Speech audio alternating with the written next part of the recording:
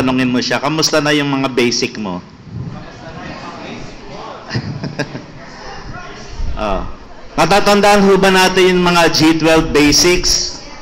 Okay, sige nga, tingnan natin kasi kahapon ho, nung nagkaroon kami ng cell group meeting nila Pastor Mark doon sa CRL, ito ho yung binili niya sa amin na 12. Kinakailangan every time na magkikita tayo, tatanungin ko sa inyo itong mga basic. Kinakailangan memorize nyo ito at nangyayari sa inyo. No, so, ano ho ba yung mga basics natin? Una muna yung basic lifestyle. Pangalawang basic skills. Pangatlo, basic promotions. Okay. Pag nalaman ho natin yung mga basic na yan, sabi nga ni Pastor Mark sa amin kahapon, yan lang, mag-focus lang talaga kayo dyan at gawin nyo lang yan. Hindi na kayo maliligaw. No? Kasi yan na yung basic eh. Pag na-miss mo yan, maliligaw ka talaga. No, kasi basic na, hindi mo pa nagawa. So talagang definitely maliligaw ka. Okay, so ngayong umagang ito, umaga pa ba? Hapon na. No? Ang paningin ko umaga pa rin eh. Ang pinakamatinding tanong dito, kung alam ko na yung mga basics na ito, at ito ay memorize ko na, most likely dapat ginagawa ko na. No, pero madalas ang problema natin ganito. Alam natin, nagagawa natin, kaya lang hindi lubos na nagagawa. Diba? Madalas ganun naman ang problema eh. Kahit nga sa devotion paulit-ulit na yung devotion na dapat araw-araw, daily devotion. Dapat may kasamang journaling. No, pero ano pa rin yung problema natin? No, nagagawa, nakakapag-journal, kaya lang hindi pa rin araw-araw. So yun ang ating mga problema. Ngayon, gusto ko lang tingnan natin ito dahil isa-isahin ho natin. Sige, alalahanin muna natin yung mga basic na yan. Pero hindi dito ang focus ko. Ang focus ko is more on paano ba natin talaga magagawa ito? Ano ba yung spirit at saka mga values na kailangan natin for us to do these things sa atin mga buhay at bilang mga leader, no? At discipler. Okay. So, pag-usapan natin ano ho yung basic lifestyle. Yung una, dapat meron tayong daily devotional life. Yun po yung una natin sa basic. Anong ginagawa natin doon sa ating daily devotional life? Merong journaling, nandoon yung prayer, nandoon yung reading of the scripture, and listening to the Holy Spirit.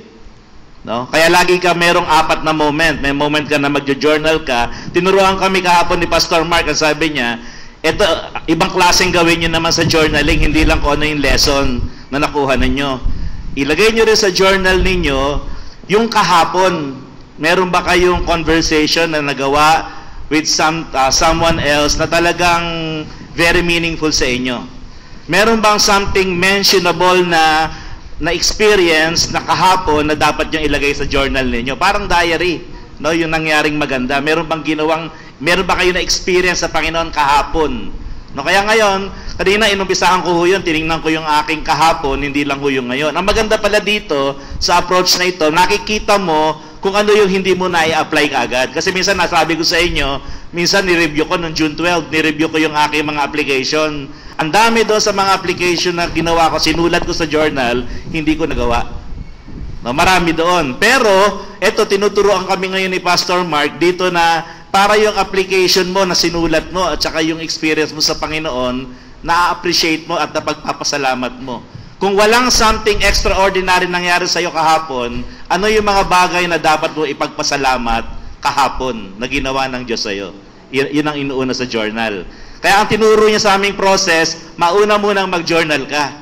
After na ma-journal mo yon, makikita mo yung meron ka ng mga praise report, no, sa Panginoon na ipagpapasalamat mo. And then after that, you pray. After prayer, sabi nga niya, gamitin mong pattern yung Lord's Prayer. Pero hindi ito ang topic ko, binibigay ko lang yung feedback sa inyo. And then read the scripture. Meron bang certain promises? Meron bang message? Yun ang i-journal mo rin, isulat mo rin yun. And then after that, mag-post ka for few minutes listening to God through the Holy Spirit. Baka after ng pagbabasa mo, meron ng revelation. Pero iba din yung bibigyan mo ng time ang Panginoon na magsalita din sa iyo. no? Yung still small voice na sinasabi. Baka meron siyang impression na ipapahayag sa iyo na doon ay makikita mo. So yan ho yung content ng ating daily devotional life. And then, ano yung pangalawa? Na bahagi na ng lifestyle ng isang nag-G12? Yung weekly cell group. Yan. Meron ka na bang weekly cell group na pinupuntahan? No? Okay. And then, thirdly, weekend celebration. Nako, dami namin i-share sa inyo dito dahil doon sa aming kahapon. No? Pero, next time. And then, pang-apat, we must undergo systematic training. Systematic training. Okay. Ang value doon sa weekly cell group, ang senior sa amin ni Pastor Mark, ito yung kanila in-experiment ngayon sa kanilang cell group. Di ba meron tayong 4Ws? Sila, nandun din yon, pero nakapaloob lang sa 3. Check-in, share, and pray. Ano yung check-in? Halimbawa, nung dumating yung cell member, magche-check-in siya parang sa hotel. Ano ang present condition niya nung siya ay nag-check-in? Siya ba ay angry? Siya ba ay sad? No? Siya ba ay happy, excited? So, tinatanong mo, kamusta ka na ba ngayon, kapatid? Ano ba ang dating mo? Para bang Pwede niya sabihin kagad, alam mo, malungkot ako ngayon eh. O bakit ka malungkot? Kasi ito yung nangyari. O. So, ibig sabihin, nung nag-check-in siya sa cell group, iba ang kondisyon niya. Kaya dapat pa nag-check out na siya, na nakapag-minister na kayo. No, parang gano'n yung sinasabi ni Pastor Mark sa aming kahapon. And then, you share.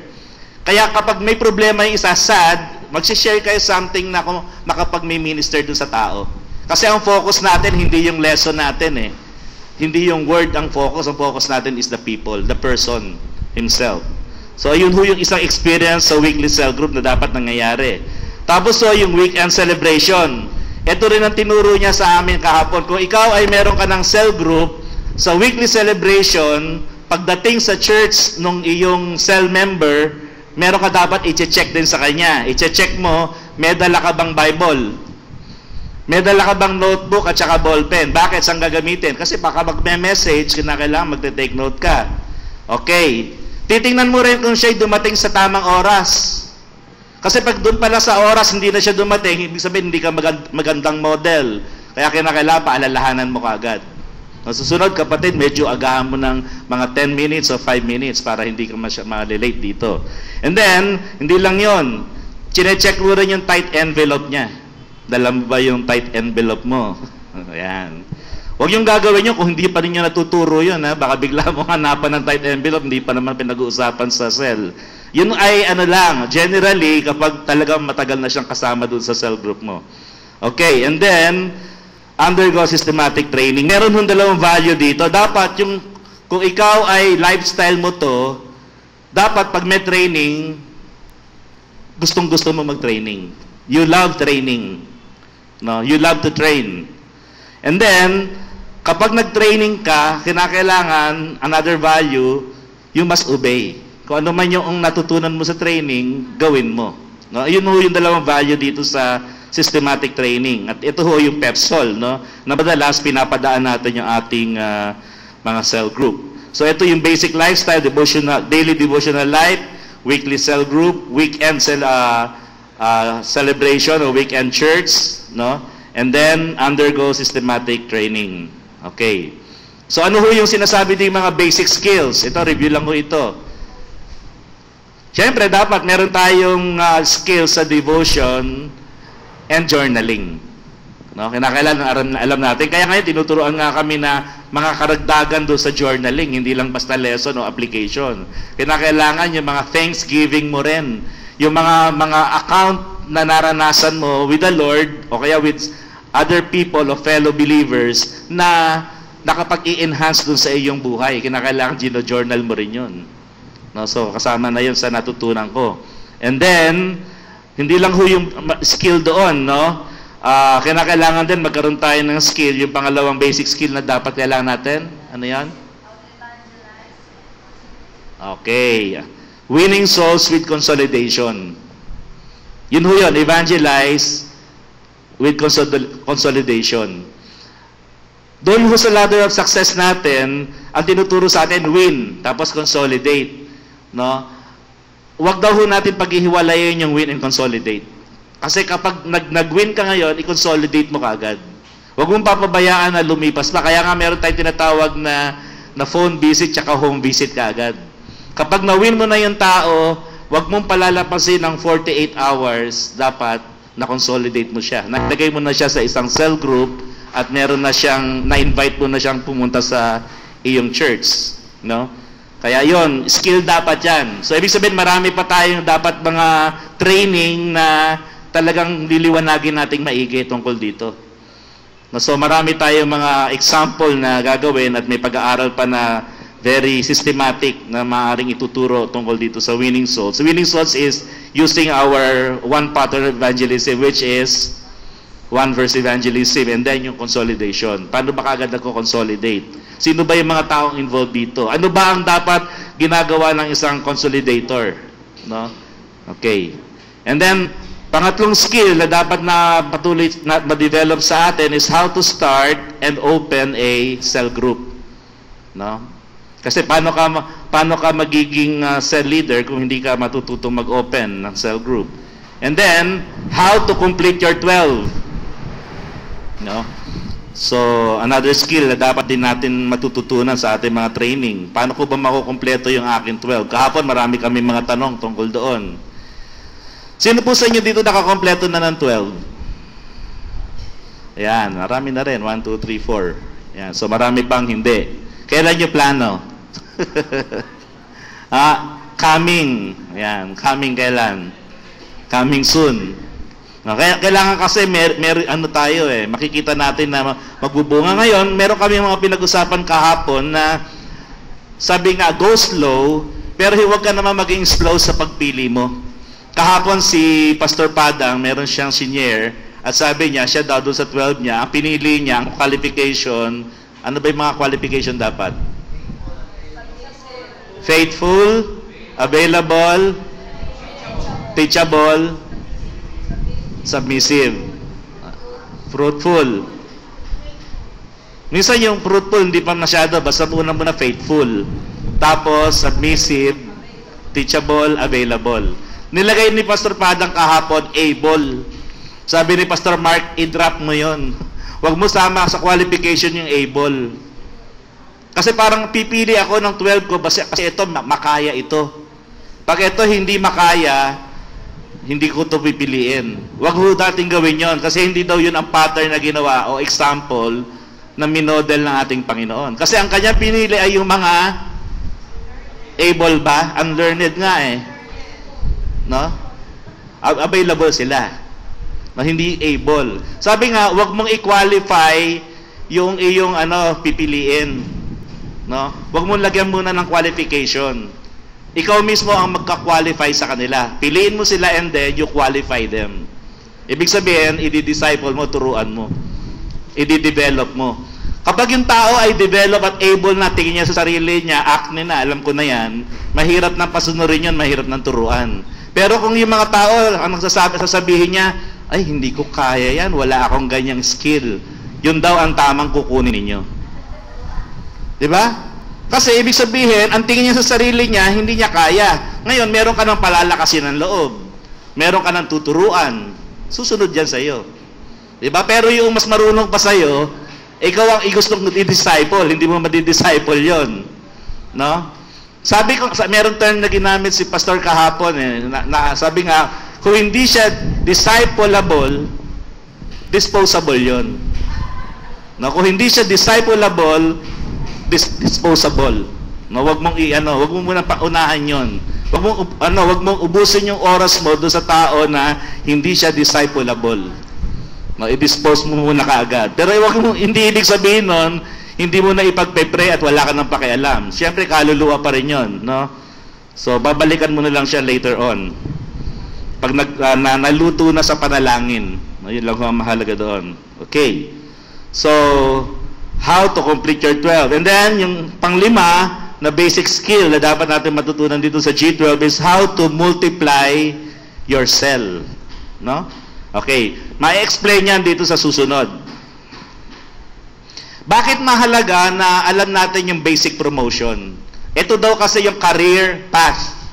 yung career path. Ako, pag tinitingnan ko yung aking career path, ako na ko nakita, ang plano ko maging engineer. Pero hindi yun ang nauna. Nauna muna na nag-MD. No, nag-MD ako, marriage degree. Nang mas maaga. Kaya hindi ko natapos yung aking engineering. So dahil mahihirapan na ako i-pursue yun, tinignan ko na lang yung tingin ko mas madali ang kurso. Para sa akin, parang madali ata ang kurso, yung liberal arts. Yung liberal arts. Kaya liberal arts yung kinuha ko, nag-psychology ako.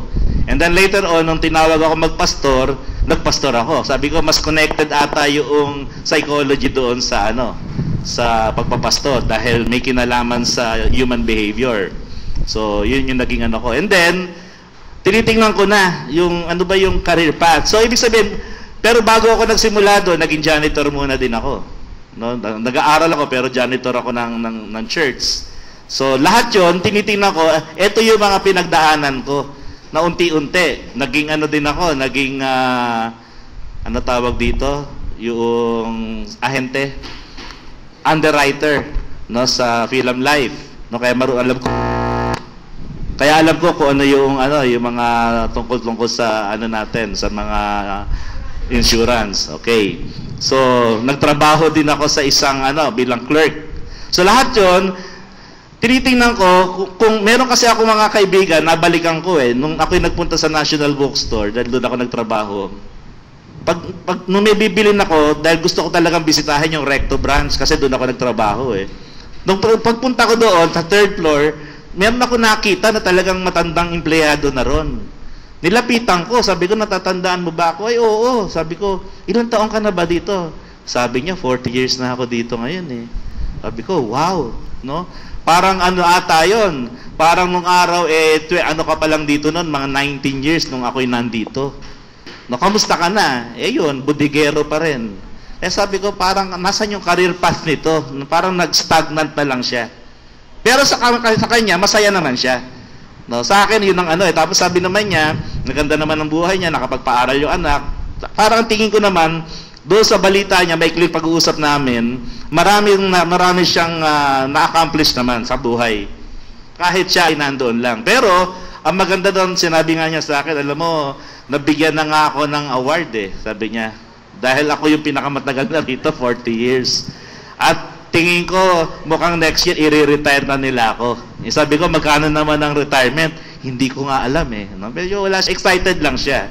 Pero ako, natutuwa ako para sa kanya, kaya lang minsan, nung tinitingnan ko, kung ako pala ay nanatili din doon, wala ako ngayon dito. No? So, ibig sabihin ko, nakontento ako. Pero, kaya ako ito sinasabi, kasi, dito po sa atin sa G12, merong promotion. No? At dapat meron tayong vision for promotion. Tinitingnan natin yon. Okay, ano ba yung ating i-review daw natin ulit ito? Ano ba yung 5 na yon? Na una muna, attender. No? Pag meron ka nakitang isang tao sa loob ng iyong church, kailangan itingnan mo siya, ano ba ito? Attender ba ito o ano? Kasi kung yan ay uma-attend lang, ang ibig sabihin noon, kapag ang isang tao ay attender, wala siyang responsibility kahit ano sa church. Di ba? A-attend lang siya. Tungangers daw. Pero ayoko nang bigyan ng ganun Baka may ma-offend Baka mamaya may mga attender lang dito Pag kayo attend lang ng UFCTC at wala pang prutas sa inyo, no, hindi pa na-apply, ang tawag sa inyo ay attender. Tungangers. Nakatunganga lang. Galing magsalita. Nakatunganga lang. Okay. So, kaya ang gusto natin, yung mga tungangers, itaas natin yung level nila. From being tungangers, maging cell member. Okay. So, meron na ba siyang dagdag na responsibility kapag siya ay naging cell member na? Meron na wala? Meron naman. Kasi dati uma-attend lang siya ng worship service No? O kaya dati uma-attend lang siya ng cell group mo. Pero ngayon, uma-attend na ng worship. Pero nag-start tayo lagi doon sa worship kasi madalas ang context natin nasa worship service muna. Uma-attend. Then from worship service, kinakailangan itaas na natin, i-promote natin, iyayain ninyo sa cell group. Na kaya tingnan ho ninyo, kapag kayo pala ay nagyayaya ng mga tungangers sa loob ng church, ibig sabihin, inaalis nyo sila doon sa level na yon at pinopromote nyo na sila. No? Yung palang pagyayaya at paglalagay sa cell group, ay yun po yung unang step para ma-promote mo yung tao. No, ngayon, hindi lang siya nag-iisa at basta umaattend, nagkakaroon na siya ng kaibigan. Nagkakaroon na siya ng karanasan ngayon sa isang pamilya. Yun yung gusto natin makita. Kaya ang responsibility pa rin niya, sarili pa rin niya, kamukha din ng attender. Pero ngayon, mas tumaas na ng konti yung level niya. And then, ano yung susunod? Kapag yan ay nasa cell group na, ang tingin na natin sa kanya, lahat ng nasa cell group mo ay magiging cell leader. No? Parang ang pagkakaiba natin ngayon sa dati pag meron tayong Bible study group, gusto natin yung Bible study group na yon for life na. Basta akong Bible study leader, kayong lahat ay Bible study mga students. No? Ngayon hindi.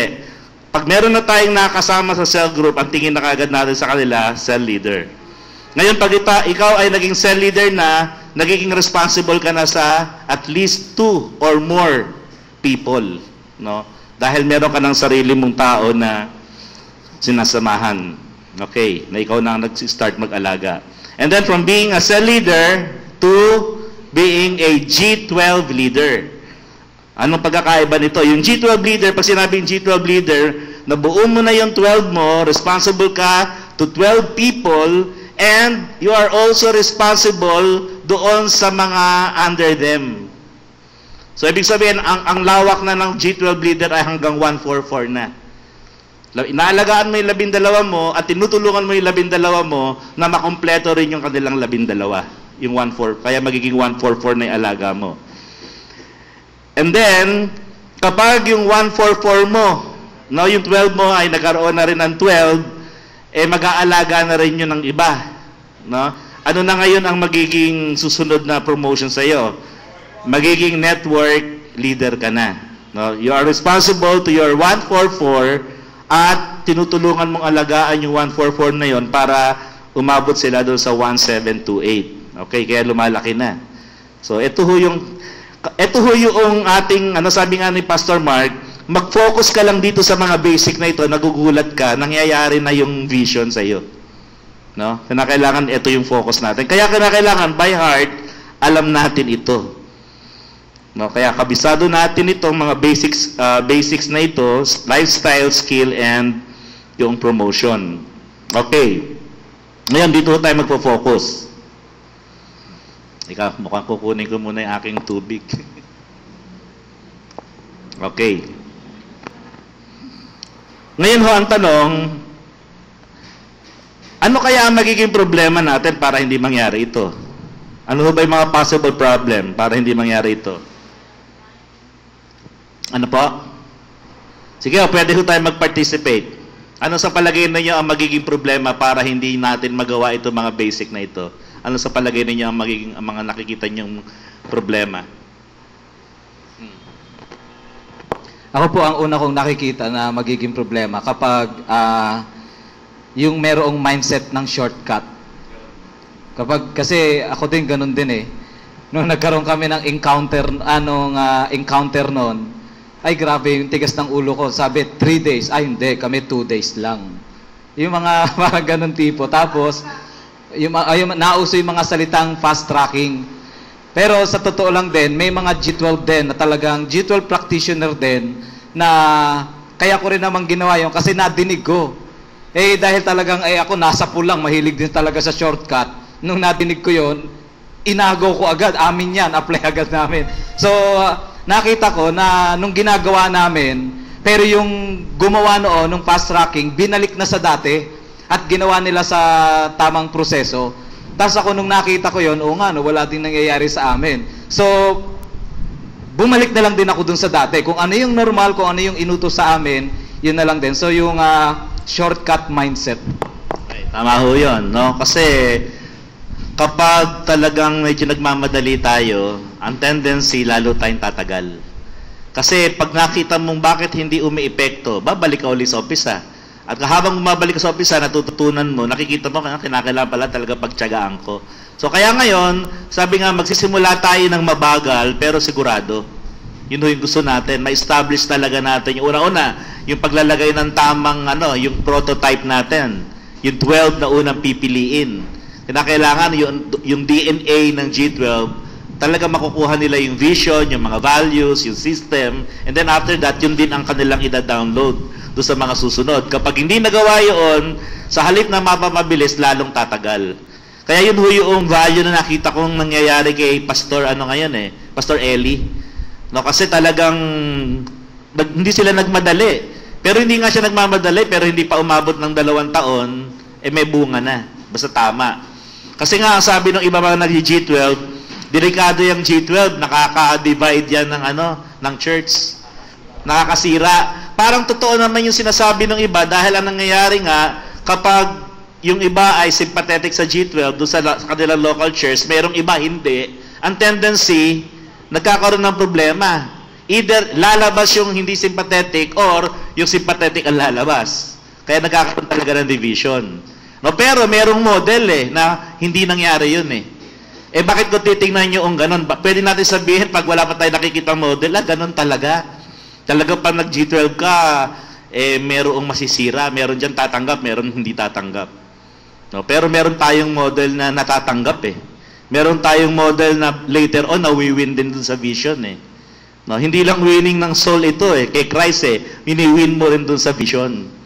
So, kaya hindi dapat, tapos, nako-consolidate. Kasi tingnan mo, masisira yung ladder of success natin kapag na-win mo, tapos hindi mo na-consolidate.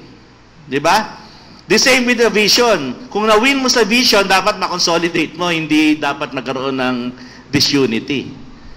No? So, ganun ho yung ating, kasi yun ho yung pattern natin sa ladder of success kaya tinitingnan po natin yon. Okay.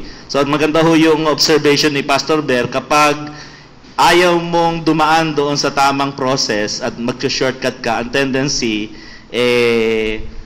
hindi mo magagawa ito. No? Kasi yung mga basic nandyan Halimbawa, personal lang sa devotion natin, pwede ka mag-shortcut dyan.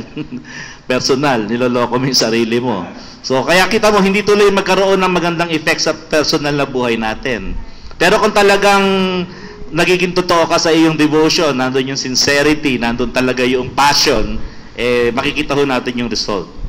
Okay, sige. Bago ko banggitin, meron pa ho ba gusto magsalita? Ano pa yung nakikita natin na possible problem? Bukod doon sa mga shortcut na yon at hindi magpapailalim doon sa process. Ano pa ho? Ano na? Commitment. Okay. No? Pag hindi siya committed. Dati kasi malawak, ngayon committed na. Okay, so ganito. Sige ho, meron lang kung 3 bagay na tingin ko, para sa akin to, personal ko po ito, na nakita ko na mahalaga. Anong spirit dapat meron ako, tsaka mga values na dapat ko talagang pagyamanin sa aking personal na buhay, na kailangan para mag-operate ako dito sa mga basic na ito. No, kasi kung titiran ho natin, hindi ho mahirap gawin ang mga basic. Di ba, halimbawa, kakain ka. Ano ba ang basic sa pagkain? Ha? Kakanin ka agad. Ang basic ko sa pagkain, maghugas ka muna ng kamay. Kanin ka agad Sa mga Pilipino, ang basic na hinahain na pagkain, kanin, hindi nawawala. Okay.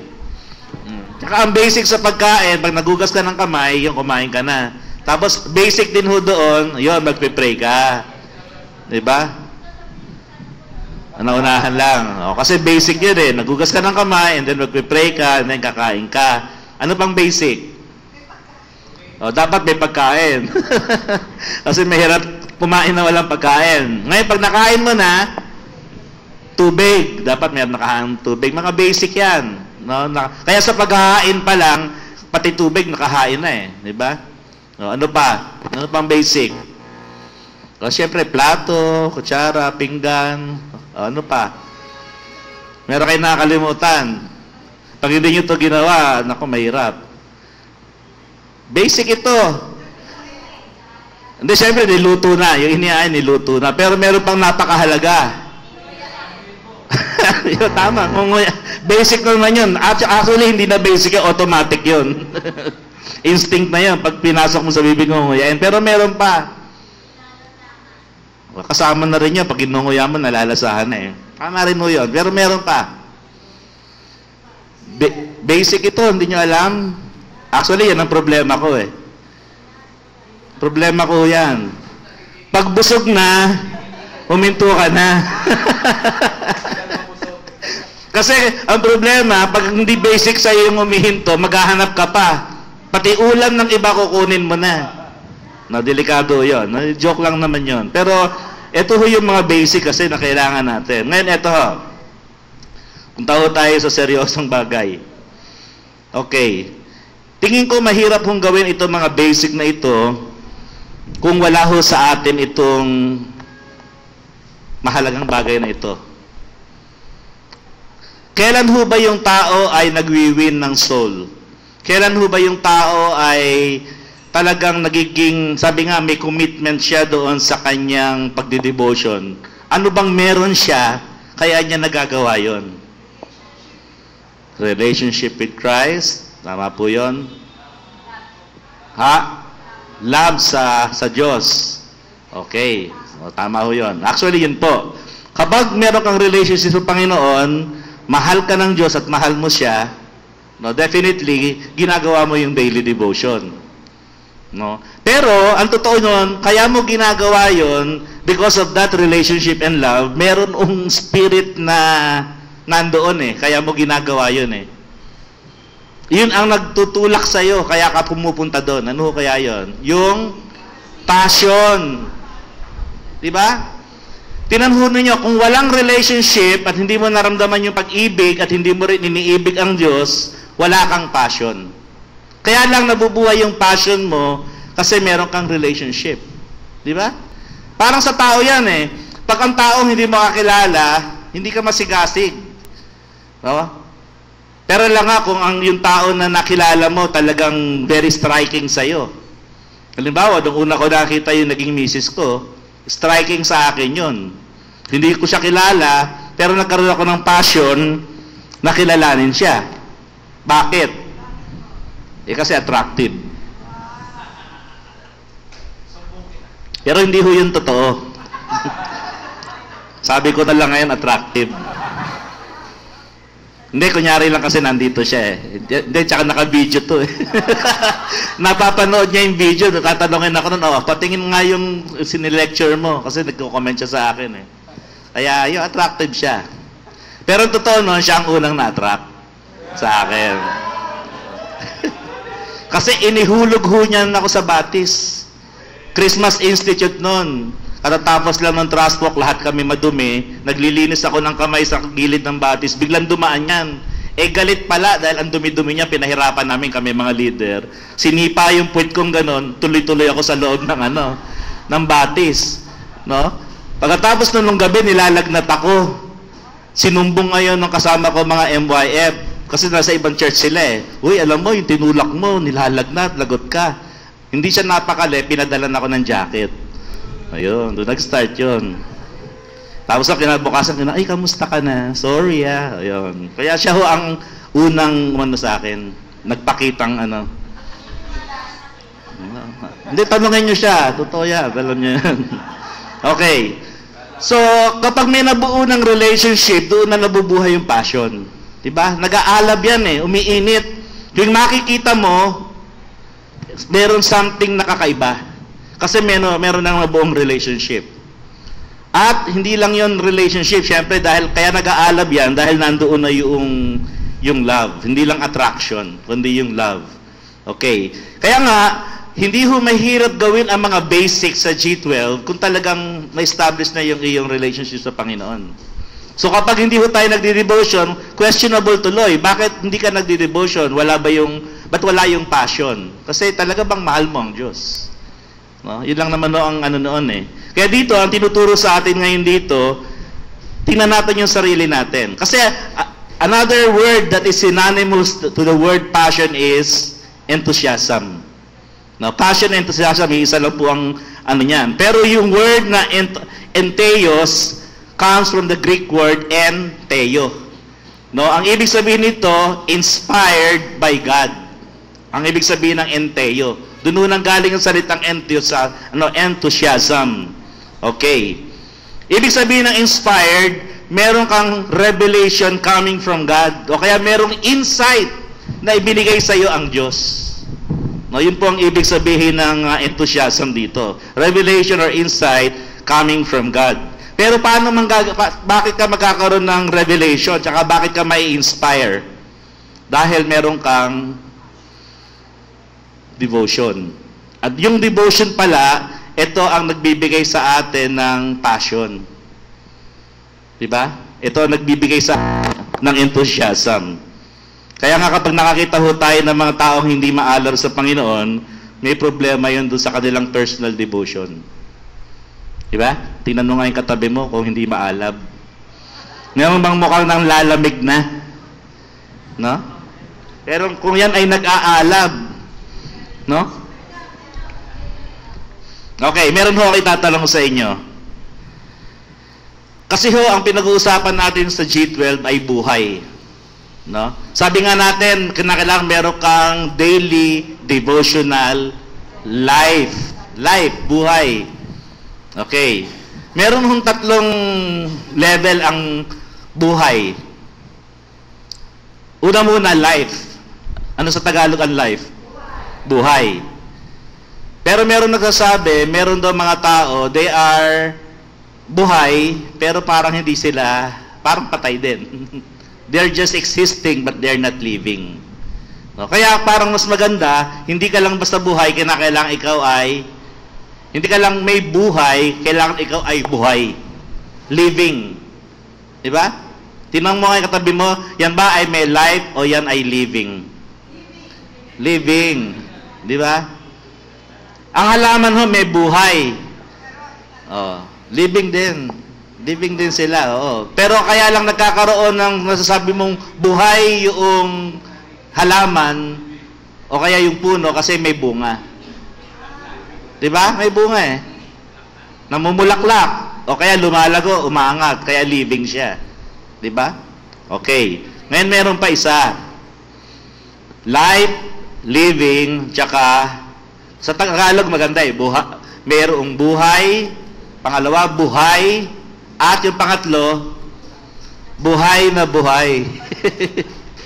Yun ho yung maganda ro, yung buhay na buhay. Alam nyo sa G12, hindi ho pwedeng buhay ka lang at may buhay ka lang. Kailangan dito, buhay na buhay ka. Kasi, tinanong ninyo, kung meron dalawang tao, isa tahimik, isa buhay na buhay, sino ang pinapansin? Oo. Ang nakakukuha ng atensyon yung buhay na buhay. No? Pero depende rin kasi sa pananaw eh. Tinanong ninyo, halimbawa lahat buhay na buhay, merong isa tahimik, nasa sulok lang. Nakakuha din ng atensyon yun eh. Pero kaya napakatahimik nito, may problema kaya. No? Pero ang pinag-uusapan natin dito, hindi lang yung basta nakakakuha ng atensyon. Ang tinitingnan ho natin dito, yung ating buhay na talagang buhay na kayang magbago ng buhay. Ayun. Tingin nyo ba basta may buhay lang nakakabago na ng buhay? O kaya pag buhay lang nakakabago na ng buhay? O yung buhay na buhay? Kailangan tingnan natin. No? Ito lang yung level na gusto kong makita natin. Ngayon, yung tao kung mayroong totoong conviction, ano kaya siya? Siya may buhay, o buhay na buhay? Buhay na buhay. Nakikita mo sa kanyang pagkatao, buhay na buhay talaga. No? At nararanasan mo yung passion niya, yung alab. Ngayon nga, kailan ba to? Meron ata kaming meeting noong last Friday, no mentoring namin. So, merong isang pastor after no mentoring, galing siya sa Amerika dahil siya yung general conference delegate namin na clergy. Tama-tama birthday niya. Nilapitan kami. Sabi niya, DS, punta tayo SM. Kain tayo. Okay. So, yung SM na yon, malapit lang from Palapala papuntang SM Dasmariñas, malapit lang naman. Kaya lang nagkataon nung kami lumalakad na traffic. During yung traffic time na yon, meron ako sineshare. Sabi sa akin ng isang pastor, DS, katatapos lang na mentoring namin, katatapos nyo lang magbigay noong message. Ngayon, meron naman kayo panibagong message dito. Sabi niya, paano nyo ba masyadong buhay na buhay kayo dyan sa talagang G12 na yan? Yan ang sinasabi. Talagang very passionate talaga kayo. Biro nyo, traffic lang. Sinamantala pa ninyo yung oras ng traffic para makapag-share pa sa amin. No?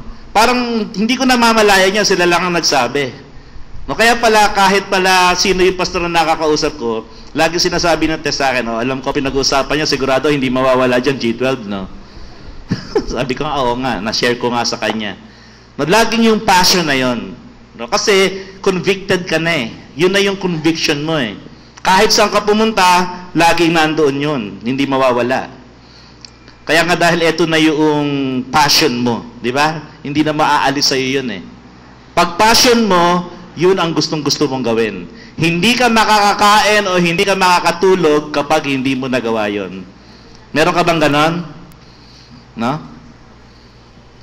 Maraming misis ganon eh. Pag hindi pa dumadating yung sweldo ni mister, hindi makakain, hindi makatulog. Pag dumating na yung sweldo, nakapag-turnover na, ayan, nakakatulog na. Di ba? Kasi ang passion, dapat may hawak na ako. Pag wala pa. Yung passion kasi, yun yung ginagawa sa atin. Hindi ka pa kakainin, hindi ka patutulogin hanggat hindi mo na-accomplish. Di ba ganun yung devotion natin? Hindi ka nga mag-aalmusal eh, dahil ayoko muna mag-almusal hanggat hindi ko ito nagagawa. Di ba? Ayoko matulog hanggat hindi mo na nababasa itong bahagi ng scripture. So yun yung, dahil passionate ka ron. Kaya malalaman mo kung may passion ka o wala. Kung nagagawa mong palampasin yung devotion na hindi ka nag-aalala. Di ba? Yun ho yun. Anan ha? Parang may guilt ka pag hindi mo nagagawa. Kasi ang totoo niyan, gumagawa ka ng parang batas sa sarili mo eh. No? Pero ito para sa iyo lang. Huwag mong susukatan yung iba base sa iyo. Kunyari, ako araw-araw, ikaw hindi, dapat ikaw araw-araw din. Huwag ganon. I-encourage mo lang siya. Pero huwag mo siyang husgahan. No? Parang ganon ang ano natin. Ang passion mo, yung ginagawa mo sa sarili mo na hindi mo kayang gawin. Pero i-share mo sa iba. Pero hindi ka judgmental. Yun ho yung gusto kong bigyan ng pansin. Okay. So, kaya ang spirit at value na kailangan natin una to operate yung mga basic dito sa G12 is yung conviction, which is pinatatakbo ng ating passion and enthusiasm.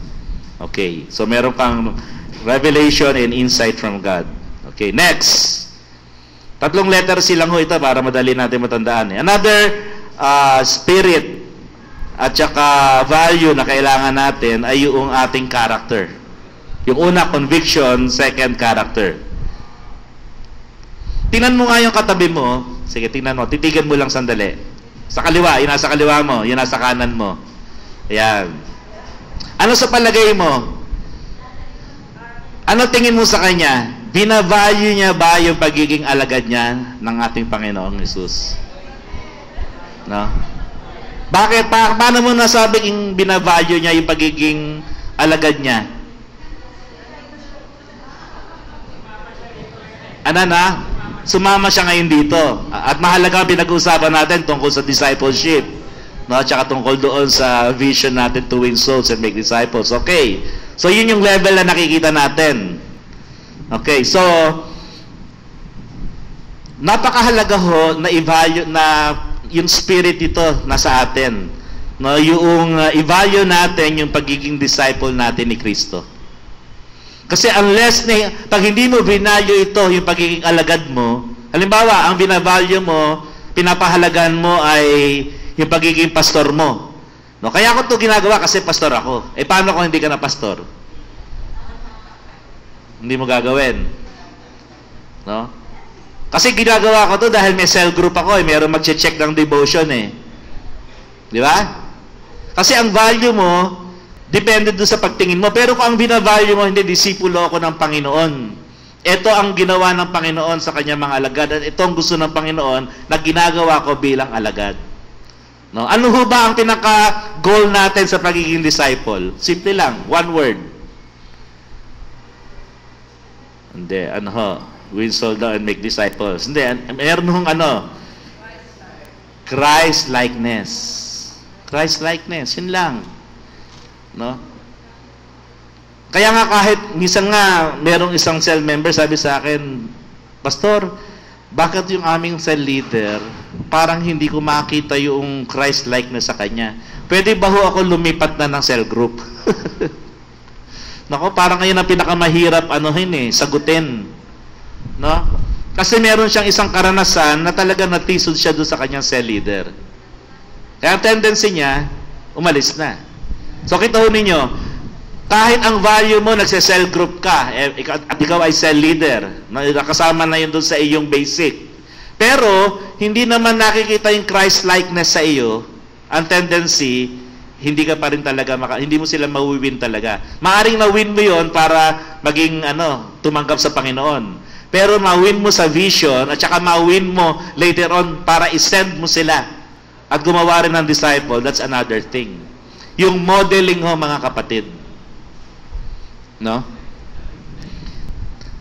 Tanungin mo nga yung iyong katabi, ako ba ay magandang model sa'yo?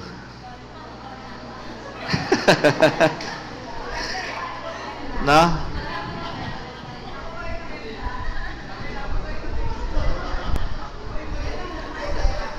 Okay, kasi yun po yung kailangan natin makita no? Yung character. Okay nga, may conviction ka nga, may alab ka na gawin ito. Pero sira naman ang karakter. Ano ang tulong na magagawa ng iyong commitment, yung conviction mo, para isulong ang G12, para gawin lahat, dumaan lahat sa process.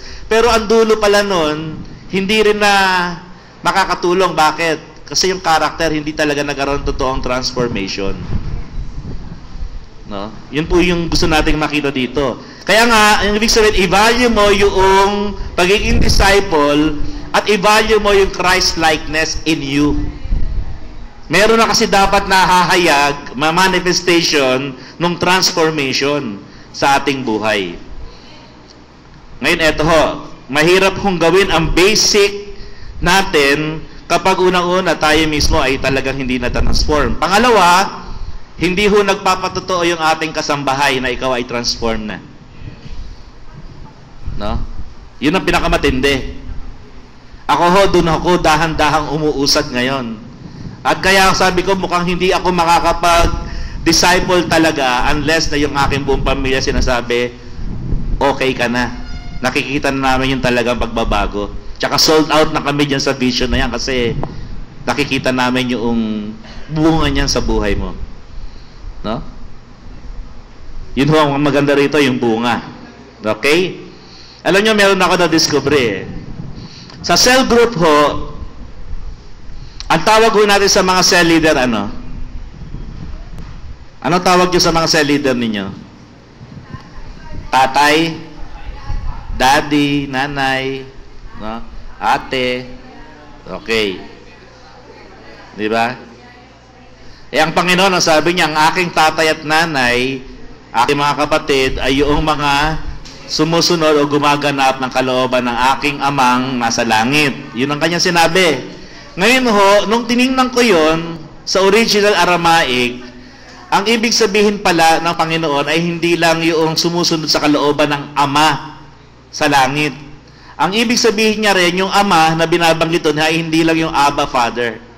No, kinakailangan yung Father, which is sa Hebrew means source. No? Kailangan sumusunod ako doon sa aking source. Yun po ang ibig sabihin. At hindi lang yon. Kaya ko siya nasusundan, ginagawa ko yung pattern niya. Kasi alam niyo ba, nagulat ako Hindi ko nakita to nung unang binasa ko yung ibig sabihin ng Father. Kasi nung binasa ko to, nagkakaroon ng problema doon sa gender Tungkol sa ano ba ang Diyos? Tatay ba? Nanay? Di ba yung parang meron tayong sinasabi sa mga... Nung nasa seminaryo pa tayo niyan, Pastor Ador yung feminist theology. No, pwedeng tawagin din naman ang Diyos na hindi lang father kundi mother din. O kaya para generic na lang parent. Ngayon, sa akin hindi ko babaguhin kasi nalaman ko yung pinaka-ibig sabihin Ang ibig sabihin ng father is source. No, hindi niya tinutukoy yung gender. Ang tinutukoy niya yung source. Pangalawa, ang ibig sabihin din pala ng Father is prototype. Doon ako nagulat. Nung nakita ko yung ibig sabihin niya, prototype, ano sa Tagalog ang prototype? Padron. Padron. Nung sinabi ng Panginoon, go and multiply, sino yung pinapago niya? Ang pinapago niya doon, yung mga nilikha niya ayon sa kanyang sariling wangis at larawan. So mahirap kung mag-go and multiply kapag hindi tayo naka-connect doon sa source. At hindi natin minomodel yung source natin sa iba. Hindi ka mag-multiply. Pwede kang mag-go.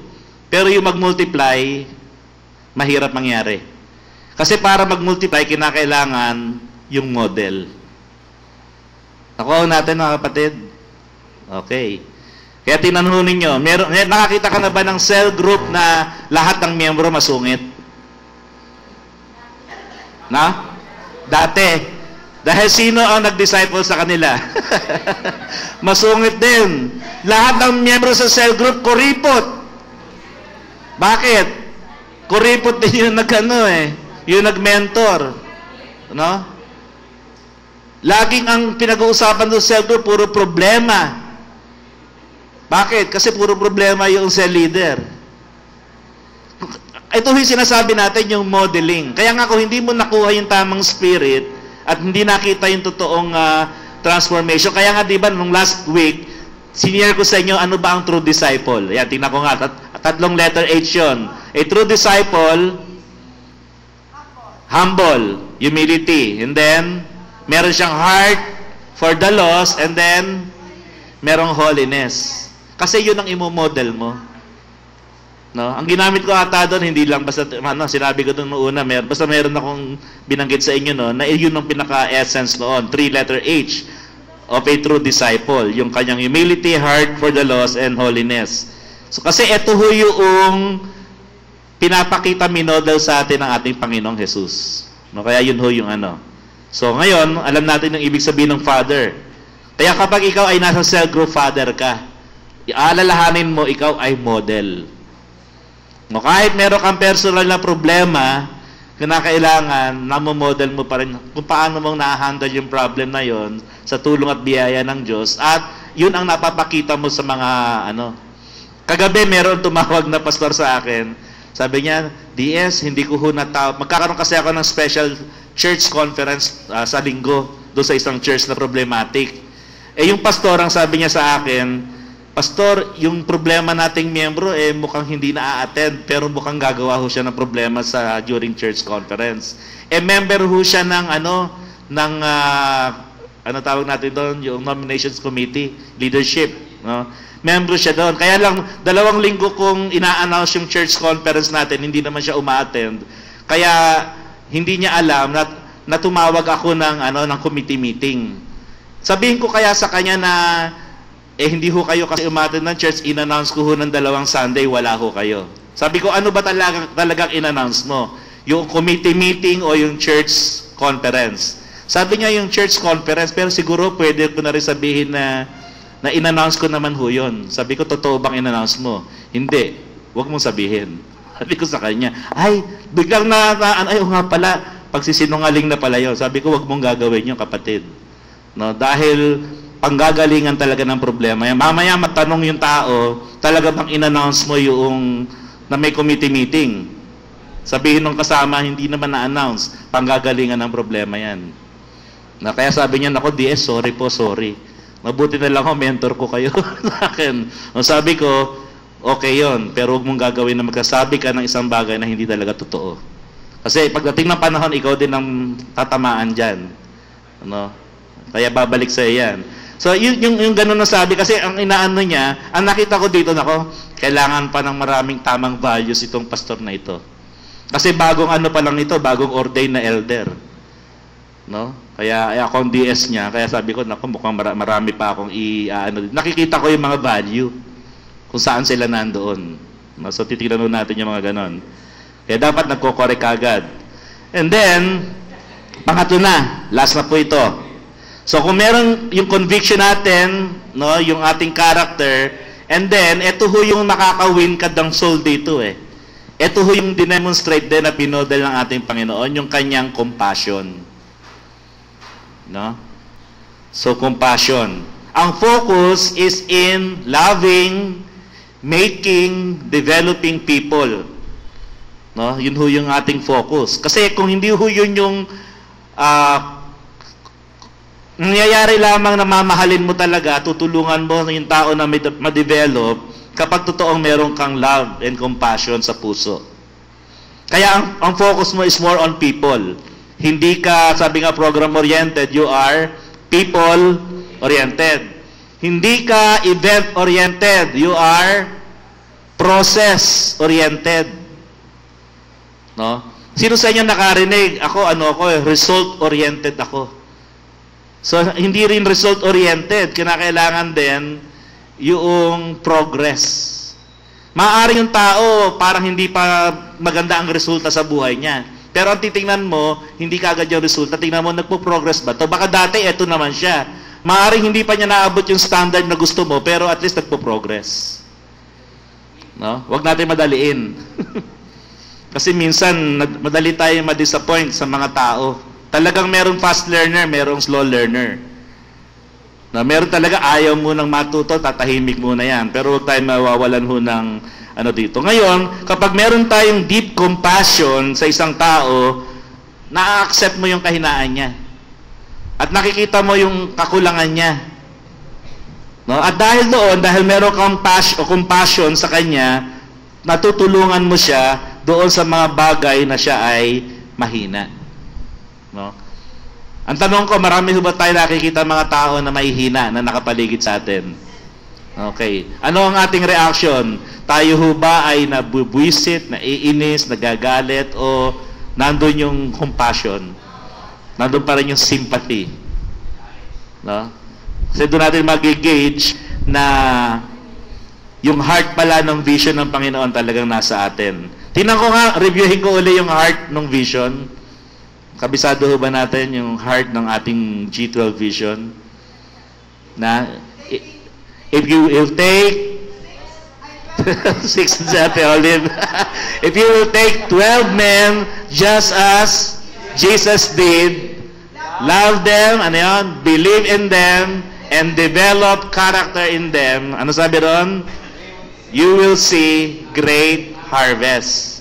Na ito yung pinaka-heart ng vision. Kaya kung titingnan mo natin, itong basics na ito, kaya mo ito ginagawa kasi doon sa vision, ito yung gusto mo. Na makakuha ko ng 12 men. Na itong 12 taong ito, na kamukha ng ginawa ng aking Panginoon, ay mamahalin ko. Tapos maniniwala ako sa kanila. Tingnan mo, si Jesus ba naniwala siya kay Judas? Naniwala siya kay Judas eh. Di ba? Minsan nga may mga tao, tingin mo niloloko na, pero pinaniniwalaan pa rin eh. Di ba? Yun ang mahirap eh. Pero Panginoon, yun yung risk sa discipleship. Meron ho tayong risk na hindi lahat ng dinidisciple natin ay hindi magiging Judas. Na pwede ka ipagkanulo, kamukha ni Pedro din. So pero dahil naniniwala ka sa kanila at patuloy mong dinidevelop yung character nila, yun, ang bunga pa rin doon, you will see great harvest. May multiplication na mangyayari. No? Amen po ba? Okay. Kaya di ba nasabi na namin sa inyo na yung tatlong pinakapaborito ng ating Panginoon sa Bible ng mga alagad, sino yon?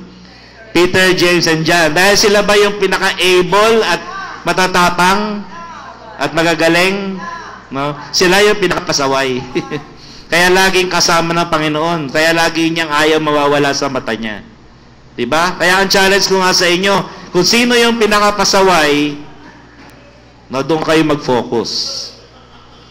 Diba? Yung mga pasaway na yon. Kasi yun na talagang doon yung makikita yung totoong transformation.